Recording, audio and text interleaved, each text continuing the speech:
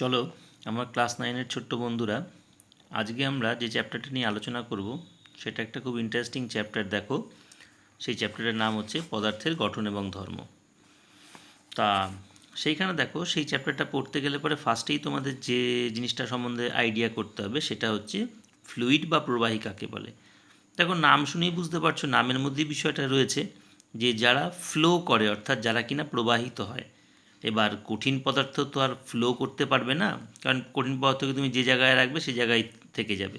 ঠিক আছে, কিন্তু তরল পদার্থ তোমরা জানো, তরল পদার্থ কিন্তু ফ্লো করতে পারে, মানে প্রবাহিত হতে পারে। আর অবশ্যই গ্যাসীয় পদার্থ যেরকম যেখান থেকে উৎপন্ন হচ্ছে সেখান থেকে তো গ্যাস চারিদিকে ছড়িয়ে পড়ে, তোমরা জানোই। তার মানে তরল এবং গ্যাসীয় পদার্থ, এদেরকে আমরা কি বলতে পারি? প্রবাহী বা ফ্লুইড বলতে পারি। ঠিক আছে, কি বললাম তাহলে?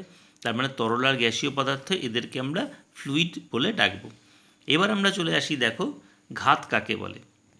দেখো, আমি আমার মোবাইলের ক্যামেরাটা ঠিক ঘাতের সংজ্ঞাটার ওপরে রেখেছি। ঘাত আর চাপ পরপর দুটো সংজ্ঞা আমরা পড়ব। ঘাত বলতে আমরা কি বুঝি?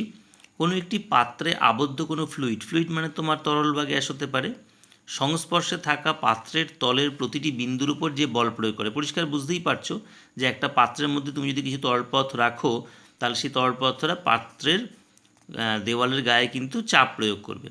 ঠিক আছে, তাহলে এই যে চাপ বা বল যেটা প্রয়োগ করছে তরল পদার্থটা পাত্রের দেওয়ালের গায়ে, সেটাকে আমি কি বলবো বলো? যে লম্বভাবে প্রযুক্ত যে বল, তাকে আমি কি বলবো? ঘাত বলবো।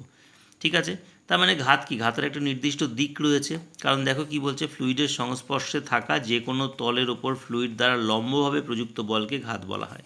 ঠিক আছে, তার মানে এই যে ঘাত যে টার্মটা তোমরা পড়লে, অর্থাৎ কিনা যে একটা বল তোমরা পড়লে, এই বলটা অবশ্যই কিন্তু একটা ভেক্টর রাশি। ঠিক আছে, এবং দেখো সিজিএস পদ্ধতিতে এর একক হচ্ছে ডাইন, কারণ ঘাতটা হচ্ছে একটা বল, বুঝতে পারছো। বলের একক তো আমরা সিজিএসে ডাইন জানি, আর এসআই পদ্ধতির একক হচ্ছে নিউটন। তাহলে দেখো, চাপ আমরা কাকে বলবো? তরলের চাপ বলাটাই ভালো, কারণ এই চ্যাপ্টারটা আমরা তরলটা নিয়ে বেশি আলোচনা করব। দেখো, তরল পদার্থের চাপ কাকে বলছে। দেখো, আমি এরপর একটা ছবি তোমাদেরকে দেখাবো, সেখানে তোমরা দেখতে পাবে। সেখানে আমরা চাপ নির্ণয় করব, তরলের মধ্যে কোনো বিন্দুতে চাপ আমরা নির্ণয় করব। এখন আপাতত সংজ্ঞাটা দেখো। তরলের ভিতরে ধরো কোনো একটা তুমি বিন্দু কল্পনা করলে, সেই বিন্দুর চারিদিকে একটা একক ক্ষেত্রফল যদি তুমি কল্পনা করো, তাহলে একক ক্ষেত্রফলের উপর তরল লম্বভাবে যে বল প্রয়োগ করে তাকে আমরা চাপ বলি। দেখো কি বলছে, ফ্লুইডের কোনো বিন্দুকে ঘিরে একক ক্ষেত্রফলের উপর ফ্লুইডটি লম্বভাবে যে বল প্রয়োগ করে তাকে ওই বিন্দুতে ফ্লুইডের চাপ বলা হয়। অর্থাৎ ধরো ধরো একটা ক্ষেত্রফল এ ধরলে, ঠিক আছে, এ ফল হচ্ছে এরিয়া, সেই হিসাবে এই চিহ্নগুলোকে নেওয়া হয় কিন্তু। ঠিক আছে, তাহলে ধরো তরলের মধ্যে কোনো একটা বিন্দু, তাকে ঘিরে একটা ক্ষেত্রফল এ ধরলে, এবং এই ক্ষেত্রফলের উপর ফ্লুইড দ্বারা প্রযুক্ত বল, বলের ইংলিশ হচ্ছে ফোর্স। ঠিক আছে, সেই বল যদি এফ হয়, তাহলে এই ক্ষেত্রফলের উপর প্রযুক্ত বল কত হচ্ছে? এফ হলো। তাহলে একক ক্ষেত্রফলের উপর যদি আমি এখানে 1 লিখতাম এর তলায়, তাহলে একক ক্ষেত্রফলের উপর প্রযুক্ত বল কত হতো? এফ বাই এ হয়ে যেত। তাহলে সংজ্ঞা থেকে তোমরা দেখতে পেলে একক ক্ষেত্রফলের উপর প্রযুক্ত বলকে আমি কি বলবো? চাপ বলবো।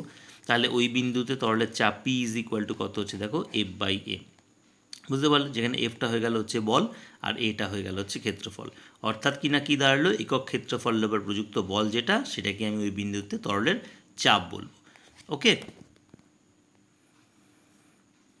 এইবার দেখো, আমি এই ছবিটা দিয়ে তোমাদেরকে চাপ বিষয়টা পুরোপুরি বুঝিয়ে দিচ্ছি। দেখো, একটা পাত্র আছে, এই পাত্রের মধ্যে এইখানে ধরো একটা বিন্দু নেওয়া হয়েছে। এবার পাত্রের তল থেকে এই বিন্দুটার গভীরতা কত? দেখো, এইচ লেখা আছে, এইচ ফর হাইট। ঠিক আছে, গভীরতা যেহেতু একটা হাইট, এই জন্য হাইট নেওয়া আছে এইচ। ঠিক আছে, তাহলে এইচ গভীরতা একটা বিন্দু আছে, এই বিন্দুর উপর তরলের চাপ কত আমাকে নির্ণয় করতে হবে, ম্যাথামেটিক্যাল ফর্মুলাটা। ওকে, তাহলে দেখো কি করা হয়েছে, এখানে একটা বিন্দু, এই বিন্দুকে ঘিরে একটা ক্ষেত্রফল কল্পনা করা হয়েছে, এবং এই ক্ষেত্রফলের যেই যে ধরো পরিধিটা রয়েছে, ঠিক আছে, এই পরিধি বরাবর দেখো, এখান দিয়ে এই পরিধি বরাবর দেখো একটা, এখানে একটা লম্ব লাইন কল্পনা করা হয়েছে, অর্থাৎ কিনা এটা একটা লম্ব বৃত্তাকার চোঙে পরিণত হয়েছে। এবং এই যে ক্ষেত্রফল, এই ক্ষেত্রফলটার উপরই এই চোঙটা যে বলটা প্রয়োগ করছে, সেই অনুসারে আমি চাপটা নির্ণয় করতে চলেছি এখানে।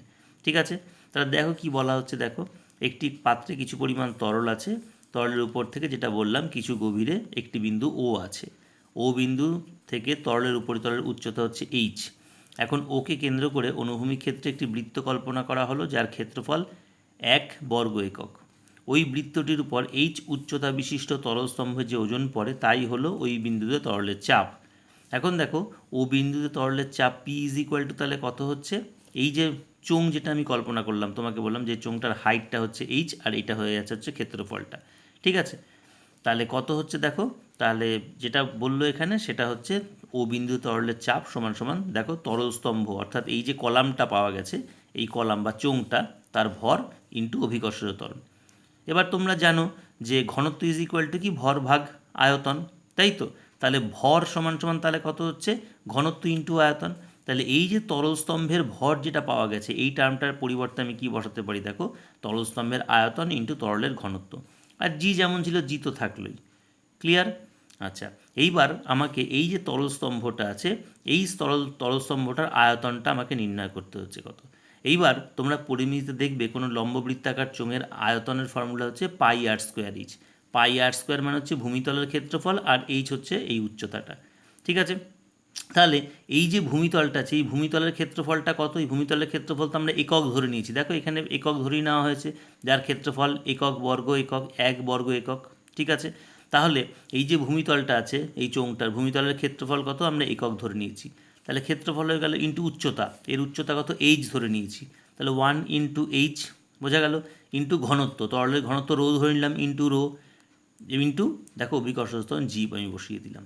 ঠিক আছে, তার মানে সব কটাকে মাল্টিপ্লাই করলে আমার কি দাঁড়ালো এইচ ইন্টু রো ইন্টু জি। বোঝা গেছে? তাহলে এই যে এইচ রো জি এই যে ফর্মুলাটা আসলো এই ফর্মুলাটাই আমার কিসের রূপ হলো বলো, ও বিন্দুতে, অর্থাৎ ও বিন্দুটা যেটা তরলের এইচ গভীরতায় অবস্থিত সেই ও বিন্দুতে তরলের চাপ, অর্থাৎ কোনো একটা তরলের নির্দিষ্ট গভীরতায় অবস্থিত কোনো একটা বিন্দুতে তরলের চাপ আমি সহজেই নির্ণয় করলাম। তরলের চাপ সমান সমান কত হয়ে গেল এইচ ইন্টু রো ইন্টু জি, অর্থাৎ কিনা ওই বিন্দুটার গভীরতা ইন্টু তরলের ঘনত্ব ইন্টু ওই স্থানের অভিকর্ষজ ত্বরণ। তার মানে তুমি পরিষ্কার বুঝতে পারছো এই এক্সপেরিমেন্টটা থেকে যে এই বিন্দুটা তরলের যত গভীরে অবস্থিত হবে তত এই বিন্দুটার উপর কিন্তু তরলের চাপ কিন্তু বাড়তে থাকবে। বুঝতে পারলে? এই যে তরলটা আমি ব্যবহার করব এই তরলটা যত বেশি ঘন হবে তত তার ঘনত্ব অর্থাৎ রো এর মানটা বাড়তে থাকবে, অর্থাৎ কিনা সেই বিন্দুর উপর তরলের চাপ তত বাড়তে থাকবে।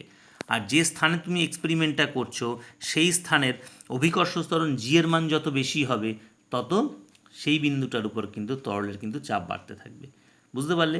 অর্থাৎ কিনা কোনো বিন্দুতে তরলের চাপ সেই বিন্দুটার গভীরতার সঙ্গে সমানুপাতিক, যে তরলটা ব্যবহার করছো তার ঘনত্বের সঙ্গে সমানুপাতিক, আর যে স্থানে তুমি এক্সপেরিমেন্টটা করছো তার অভিকর্ষ ত্বরণের উপর কিন্তু অবশ্যই সমানুপাতিকভাবে সেটা নির্ভরশীল। বুঝতে পেরেছো কী বললাম? তাহলে আশা করি তরলের মধ্যে কোনো বিন্দুতে তরলের চাপ কীভাবে নির্ণয় করতে হয় সেই বিষয়টা তোমাদের কাছে পুরোপুরি পরিষ্কার হয়েছে। এবার দেখো আমি একটা ছোট্ট সুন্দর এক্সপেরিমেন্ট বলছি যে তোমরা জানো স্থির তলের উপরিতল সবসময় কী হয়, সমতল হয়, স্ট্রেট লাইনে থাকে। ঠিক আছে, এটা একটা ফর্মুলা দিয়ে আমাদের প্রমাণ করতে হবে যে স্থির তলের উপরিতল সর্বদা অনুভূমিক হয়। দেখো এখানে একটা কাল্পনিক ধরে নেওয়া হয়েছে স্থির তলের উপরিতল ধরে নেওয়া এরকম কার্ভড অবস্থায় আছে, অর্থাৎ কিনা অনুভূমিক নেই ধরে নেওয়া হলো। ঠিক আছে, এবার অনুভূমিক না থাকলে পরে কী বিষয়টা হচ্ছে দেখো, তরলের গভীরতায় দুটো পয়েন্ট নেওয়া হয়েছে, এ একটা বিন্দু আর বি একটা বিন্দু নেওয়া হয়েছে। এই বিন্দুটা তরলের উপরিতল থেকে গভীরতা হচ্ছে H1 আর বি বিন্দুটার তরলের উপর থেকে দেখো তার গভীরতা হচ্ছে H2। বুঝতে পেরেছো? তাহলে তোমরা একটু আগে দেখতে পেলে তরলের মধ্যে কোনো নির্দিষ্ট গভীরতায় কোনো বিন্দুতে চাপ সমান সমান কত এইচ ইন্টু রো ইন্টু জি। ঠিক আছে, তাহলে এই বিন্দুতে তরলের চাপ তাহলে কত হচ্ছে দেখো H1 ইন্টু রো ইন্টু জি। ঠিক আছে, এবার বায়ুমণ্ডলের চাপ যদি আমি পি ধরে নিই তাহলে এর সঙ্গে আমার পিটা যোগ হয়ে গেল, তার মানে টোটাল বায়ুমণ্ডলের উপরে রয়েছে বায়ুমণ্ডলের চাপ প্লাস এই তরলের গভীরতার জন্য তরলের চাপ, টোটালটা পড়ছে এই বিন্দুর উপরে। তাহলে এই বিন্দুতে চাপ দেখো কত লিখেছে P plus H1 into rho into G. একই রকমভাবে বি বিন্দুতে যদি আমি চাপ নির্ণয় করি তাহলে বি বিন্দুতে চাপ কত হচ্ছে, এই বি বিন্দুটার উপরে জলস্তম্ভ এটা রয়েছে H2 গভীরতার, তাহলে H2 রো জি হয়ে গেল। আর ওপরে বায়ুমণ্ডল রয়েছে, বায়ুমণ্ডলের চাপ আমি যদি পি ধরে নিই তাহলে আলটিমেট বি বিন্দুর উপর তাহলে চাপটা কত গিয়ে পড়ছে পি প্লাস H2 রো জি। বুঝতে পারলে? এবার ছবি দেখে পরিষ্কার বুঝতে পারছো H1 এই গভীরতাটা H2 থেকে কিন্তু অনেকটা বড়। তাহলে যেহেতু H1 is greater than H2 স্বাভাবিকভাবেই এই বিন্দুতে তরলের চাপটা কিন্তু বি বিন্দুতে তরলের চাপের থেকে কিন্তু বেশি হবে, এবং এই বেশি হওয়ার কারণে তরল কিন্তু এই বিন্দু থেকে এই বিন্দু দিয়ে কিন্তু মুভমেন্ট শুরু করবে। কতক্ষণ মুভমেন্ট করবে? যতক্ষণ না পর্যন্ত H1 is equal to H2 হয়, অর্থাৎ এই H1 আর H2 গভীরতা যখন সমান হয়ে যাবে তখন কিন্তু এ আর বি বিন্দুতে চাপের যে ডিফারেন্সটা ছিল সেই চাপের ডিফারেন্সটাও কিন্তু পুরোপুরি মিটে গিয়ে চাপের ডিফারেন্সটা আর থাকবে না। ঠিক আছে, তার মানে চাপের ডিফারেন্স যখন এ আর বি পয়েন্টের মধ্যে থাকবে না তখন স্বাভাবিকভাবেই আমরা বুঝতে পারছি H1 is equal to H2 হয়ে যাচ্ছে, আর H1 is equal to H2 হয়ে যাওয়া মানেই কি এই যে তরলের উপরিতলটা তুমি কার্ভড দেখেছিলে, এই কার্ভড হওয়ার কারণে H1 is greater than H2 হয়েছিল, H1 is equal to H2 হয়ে গেলে এই পোর্শনটা আর কার্ভড থাকবে না, এই পোর্শনটা কিন্তু স্ট্রেট হয়ে যাবে। অর্থাৎ কি না, H1 is equal to H2 হলে তরলের উপরিতলটা অনুভূমিক হয়ে যাবে। সুতরাং আমরা দেখো ম্যাথামেটিক্যালি প্রমাণ করে দিলাম যে স্থির তরলের উপরিতলটা সর্বদা অনুভূমিক অবস্থায় থাকে। আশা করি যেটুকু আমি বললাম সেটুকু তোমরা সবাই ভালো করে বুঝতে পেরেছো। মন দিয়ে শোনো, দেখো কোনো জায়গায় কারোর কোনো সমস্যা আছে কিনা।